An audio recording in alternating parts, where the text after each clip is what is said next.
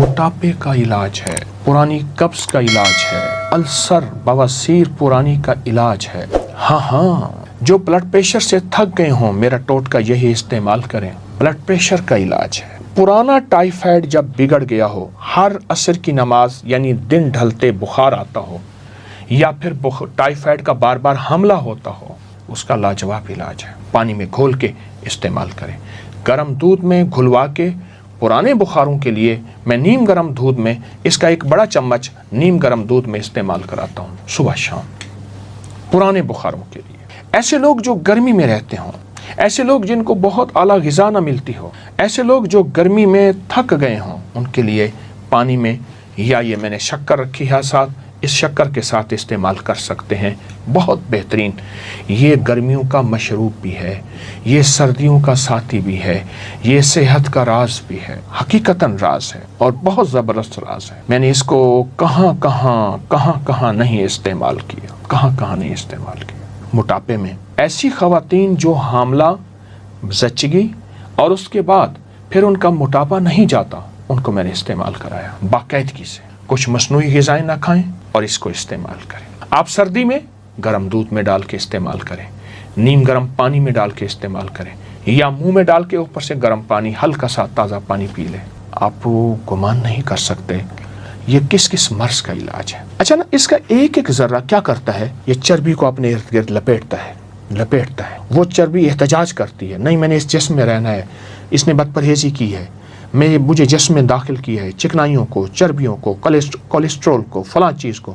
وہ کہتے ہیں نہیں میں نے نکالنا ہے، اس کو پکڑ کے باندھتا ہے، باندھ کے خوب طریقے سے باہر نکال دیتا ہے اجابت کے ذریعے۔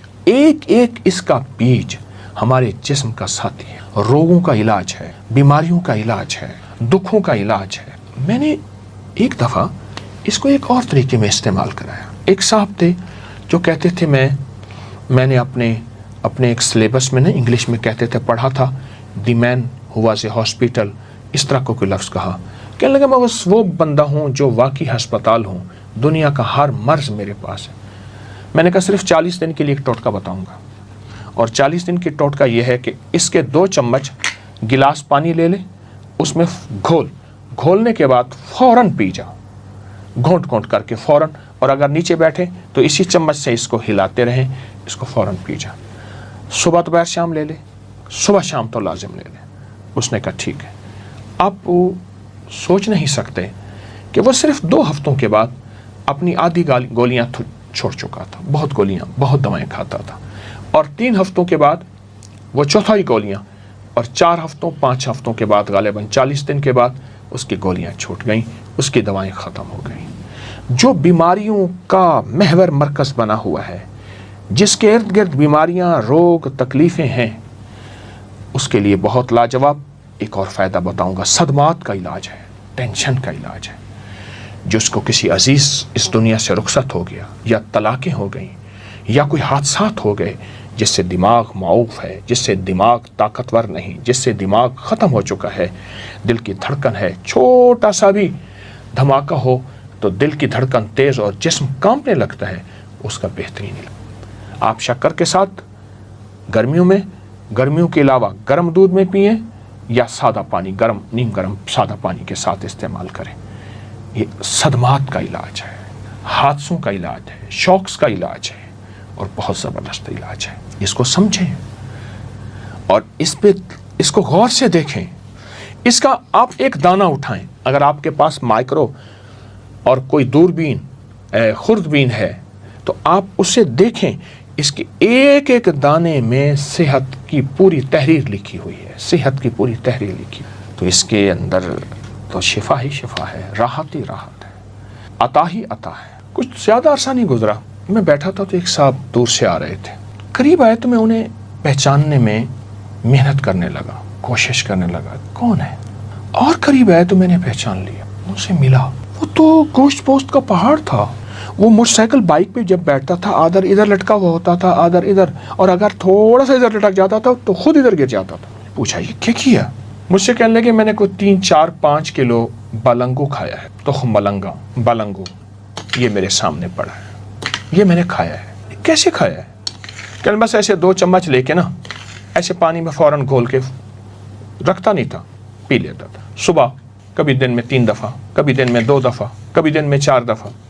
کہا میں نے کوئی ترتیب سے نہیں کھایا، کھاتا روزانہ تھا، کبھی 2 3 4، اس کو میں نے پی لیا بلنگو، اور کچھ تھوڑی سی پرہیز کی۔ کہا میرے پاس دنیا کی ہر دوا تھی، میں نے ہر طریقہ استعمال کر لیا اپنے جسم کی چربی کو کھلانے کے لیے، اپنے جسم کے پیٹ ویٹ کو ختم کرنے کے لیے، اپنے موٹاپے کو ختم کرنے کے لیے۔ جو بلنگو نے میرا ساتھ دیا وہ کسی نے ساتھ نہیں دیا۔ آئیں اس سے دوستی کریں، آئیں اس سے اپنی نظروں سے دور نہ کریں، اور انشاءاللہ صحت مند زندگی اور باکمال زندگی کو اپنی زندگی کا حصہ۔ کیا بیماریاں اب آپ کے قریب بھی نہیں آئیں گی؟ ہاں، ایسا ہو سکتا ہے، ممکن ہے۔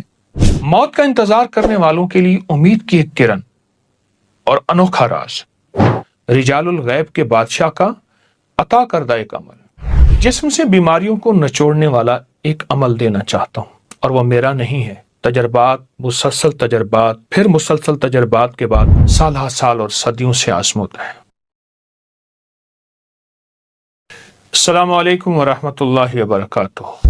اللہ جل شانہ نے اس نظام کائنات میں مخلوق کے ذمہ مختلف ڈیوٹیاں، مختلف کام، مختلف امور سپرد کیے ہیں۔ بارش برسانے کے لیے فرشتہ مقرر کیا، روح قبض کرنے کے لیے فرشتہ مقرر کیا، وحی لانے کے لیے بھی ایک فرشتے کا انتخاب کیا، یہاں تک کہ انسانی آنکھ کی حفاظت کے لیے ایک نہیں کئی فرشتے مقرر کیے۔ اس طرح اللہ جل شانہ نے انسانوں سے بھی کچھ لوگوں کا انتخاب فرمایا جو اس دنیا میں اس کی منشا اور حکم کے مطابق مختلف امور سر انجام دیتے ہیں، مخلوق کی خدمت اور داد رسی کرتے ہیں، لوگوں کو مشکلات اور مسائل سے نکالنے کا طریقہ بتاتے ہیں، بھٹکے ہوئوں کو راہ دکھاتے ہیں۔ ہاں، اللہ یجتبی الیہ من یشاء، قرآن کہتے ہیں اللہ جسے خود چاہتا ہے اپنے حضور منتخب فرما لیتا ہے۔ آج آپ کو اللہ کے انہی خاص بندوں میں سے ایک ہستی جنہیں رجال الغیب کا بادشاہ کہا جاتا ہے، ان کا ایک واقعہ سناؤں گا، ان کا ایک خاص عمل عطا کروں گا، اور وہ جس سے انشاءاللہ آپ کو زندگی میں راحتیں، خیریں، خوشیاں اور برکتیں ملیں گی۔ یہ رجال الغیب کون ہیں؟ آئیے رسول اللہ صلی اللہ تعالی علیہ وسلم کے کچھ فرمان اس کی حقیقت جاننے کے لیے پڑھتے ہیں۔ حضرت ابو قلابہ بیان کرتے ہیں نبی کریم صلی اللہ علیہ وسلم نے فرمایا میری امت میں ہمیشہ کچھ لوگ ایسے ہوتے ہیں جو اللہ سے جب بھی کوئی چیز مانگتے ہیں اللہ انہیں عطا فرما دیتے ہیں، انہی کے ذریعے ہماری مدد کی جائے گی، انہی کے ذریعے تم پر بارش برسائی جائے گی۔ اور راوی بیان کرتے ہیں میرے خیال میں آپ نے یہ بھی فرمایا کہ انہی کے ذریعے تم سے مصیبتوں کو ٹالا جائے گا۔ اس حدیث کو ابو داؤد، ابن مبارک، ابن راشد نے بیان کیا، اور حضرت عبداللہ بن عمر رضی اللہ تعالیٰ فرماتے ہیں آپ نے فرمایا ہر صدی میں میری امت کے بہترین لوگ 500 ہیں اور ابدال 40 ہوں گے، بس نہ تو 500 میں کوئی کمی واقع ہوگی نہ 40 میں۔ جب کبھی کوئی آدمی ان 40 میں سے فوت ہو جاتا ہے تو اللہ جل شانہ 500 میں سے کسی کو اس کی جگہ پر بدل دیتے ہیں اور اسے 40 لوگوں میں شامل کر دیتے ہیں۔ جو شخص ان پر ظلم کرتا ہے اس سے درگزر فرماتے ہیں، جو ان کے ساتھ برا سلوک کرتے ہیں وہ ان کے ساتھ اچھا سلوک کرتے ہیں، جو کچھ رزق اللہ تعالیٰ نے انہیں عطا فرمایا ہے اس سے آپس میں ایک دوسرے کی داد رسی کرتے ہیں۔ حدیث کے بہت طاقتور الفاظ ہیں، بہت طاقتور روایات ہیں۔ حضرت حسن بصری بیان فرماتے ہیں یہ زمین کبھی بھی 70 صدیقین سے خالی نہیں ہوگی۔ وہ ابدال ہیں، ان میں سے کوئی آدمی فوت نہیں ہوتا مگر یہ کہ اللہ جل شانہ اس کی جگہ اس طرح کا کوئی بندہ لے آتے ہیں، ان میں سے 40 شام میں ہیں اور 30 باقی تمام دنیا میں پھیلے ہوئے ہیں۔ ایک بہت بڑی حدیث کا حوالہ ہے کتاب کا۔ آئیے اب آپ کو وہ واقعہ سناتا ہوں جسے یقیناً سننے کے لیے آپ بےتاب بیٹھے ہیں۔ عبداللہ بن مبارک رحمۃ اللہ علیہ فرماتے ہیں ہم ایک مرتبہ طرطوس کی طرف جہاد کے لیے روانہ ہوئے۔ میں ایک دستے کے ساتھ نکلا، میرے پاس ایک سواری تھی جس پر مجھے بھروسہ تھا، لیکن میرے ساتھ دوسری اضافی سواری نہ تھی۔ راستے میں میرا گھوڑا بیمار ہو کر گر پڑا۔